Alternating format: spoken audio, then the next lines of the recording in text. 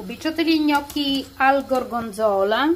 Горгонзола, в момента направих този крем от горгонзола, смесвайки така нареченото меко сладко горгонзола с типичното много зряло горгонзола, разтопявайки ги първо на водна баня до получаването на тази кремообразна смес.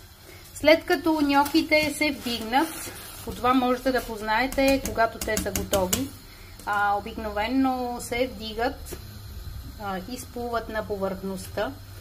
Когато всичките са на повърхността, означава, че са готови и ще ги преместим в крема с горгонзола. Gnocchi al gorgonzola.